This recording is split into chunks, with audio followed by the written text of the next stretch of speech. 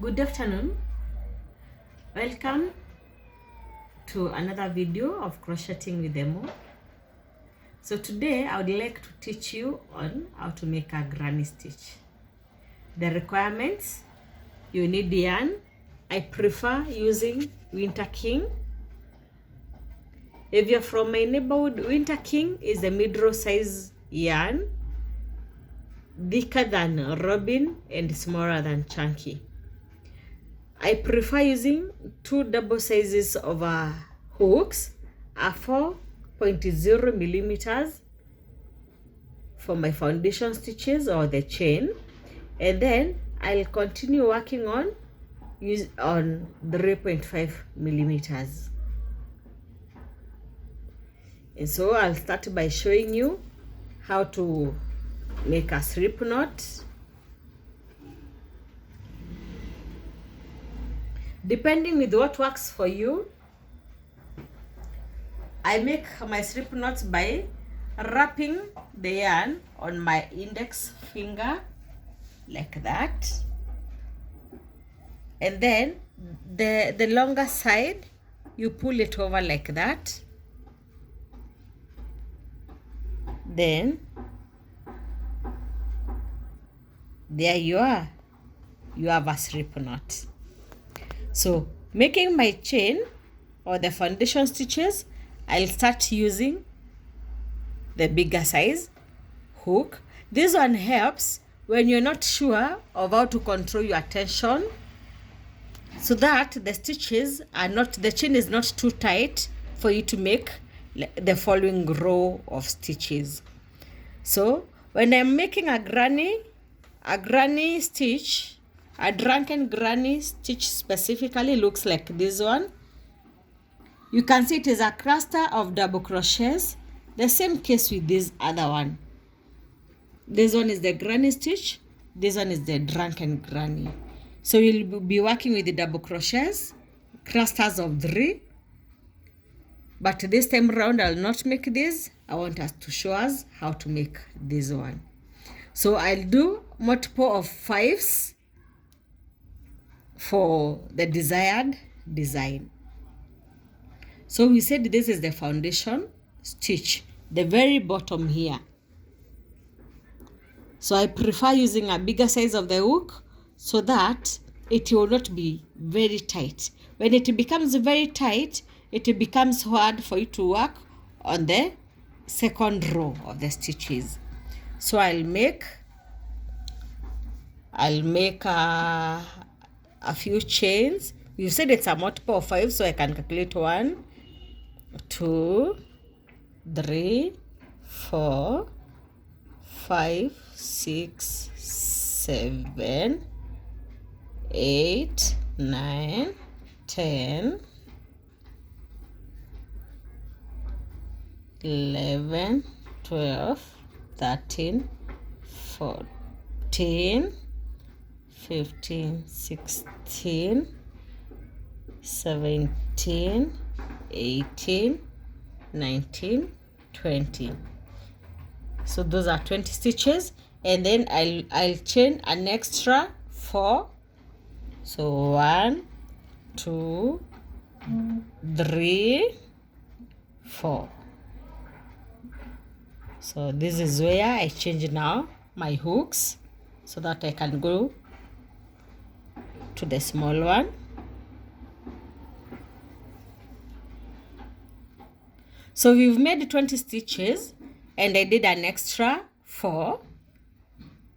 So to start the second row now, where we're doing the clusters of 3 and some chains, I'll skip 6 stitches. And when counting, you don't start from the chain that is just immediately after the hook. So you'll skip that one. So that is 1, 2, 3, 4, and I'll go to the 5th. So on the 5th, I'll make 3 double crochets on the same stitch. 3 double crochets. So 1, the next one, the same stitch,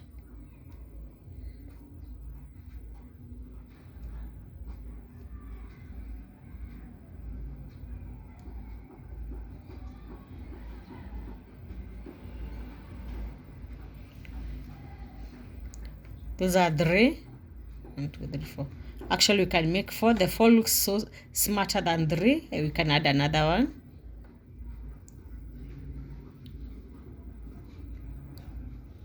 So those are 4 double crochets on the same stitch. So you realize if you are using the same hook size, this one would have been so tight for you. But if you're comfortable, if you're able to manage your tension, then that is okay. So after doing the 4 double crochets, you do a chain of 3. 1, 2, 3. And then go back to the same stitch and do another double crochet. So this is what we expect on your first stitch. So after that, we will be skipping 3. So we skip 1, 2, 3. On the 4th, we do another cluster of 4 double crochets. 1,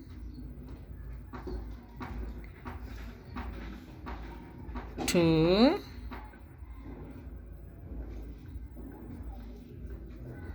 3,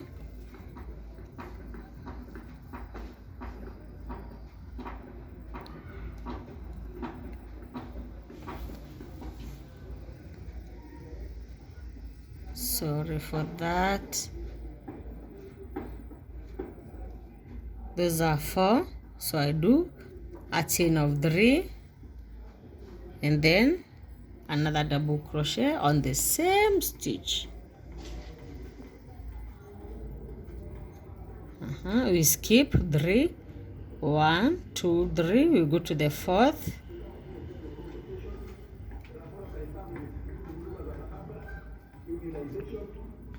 One, 2,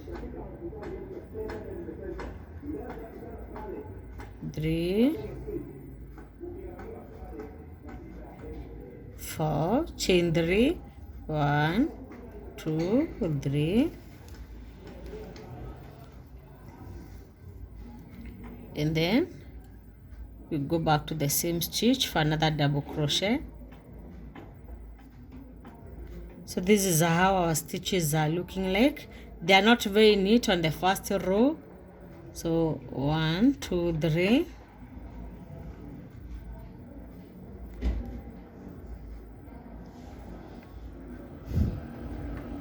One. Sorry.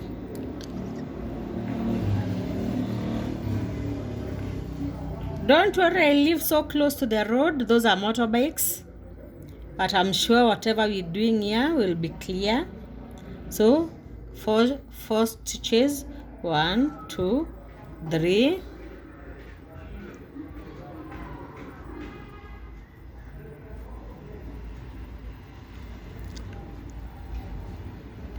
So we've come to an end, but we have a chain of 3 that is remaining. So on the last stitch, you do just a single double crochet. That one will act as an edge, so that one will just need 1. You see this other side, we also had a corner here of a double crochet. So we chain 2. The 2 will act as a double crochet, so it's a continuation of this pillar, and turn your work. So when we turn our work, what is starting here is a V. So on the V, we will continue now doing the clusters. We'll do a cluster of 4, chain 3, 1 double crochet. So we turn and do that cluster of 4 double crochets there. And we'll continue repeating the procedure. It doesn't change.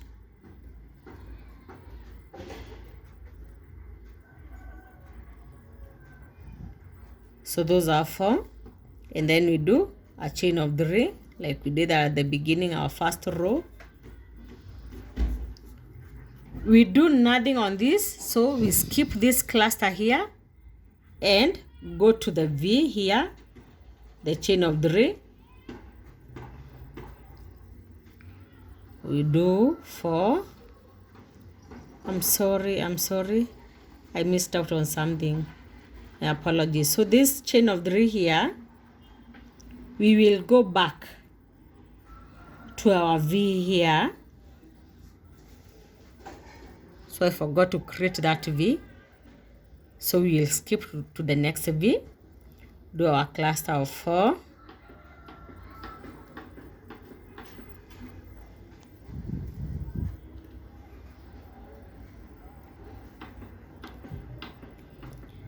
After the 4, we do a chain of 3.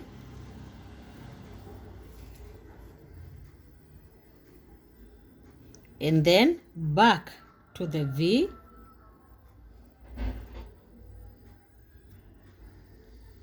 So you see how it looks like. We continue, we skip the cluster, we go to the V. We do some 4 double crochets in there.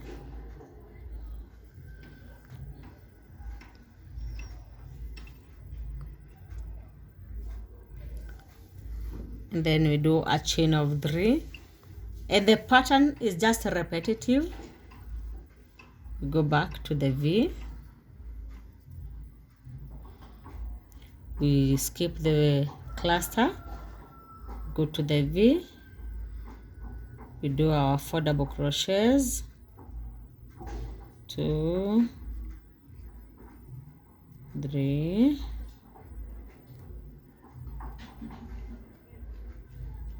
4. So we do a chain of 3. This should be easy because we are repeating the same row. This row number 2 here is what you continue repeating. So we've come to an end again. So when we come here, to make sure that our edges will be straight, you do a double crochet by stitching on the top of your double crochet and making another double crochet there. So that one will make our edges to be straight. To turn to the next row, probably you can do another extra row, and then we'll come to an end of this tutorial. So we do 2 chains. We said 2 chains for us will work as a double crochet. And then we turn our work. We start with a V again. So the procedure now repeats itself. Kindly, if you've not subscribe so that you don't miss out. Next week we'll drop another video to make a comparison between the drunken granny and the granny stitch itself. So this will repeat itself.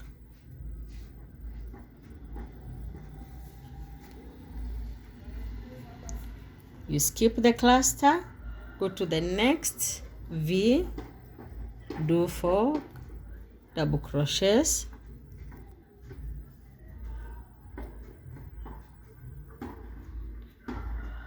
you do your chain of 3, 1, 2, 3,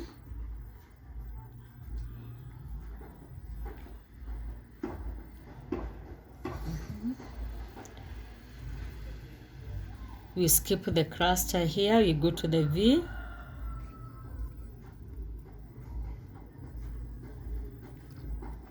sorry, so we said 4 double crochets, 4 double crochets, a chain of 3, 1, 2, 3, back to the same V, we go to the next V, 4 double crochets,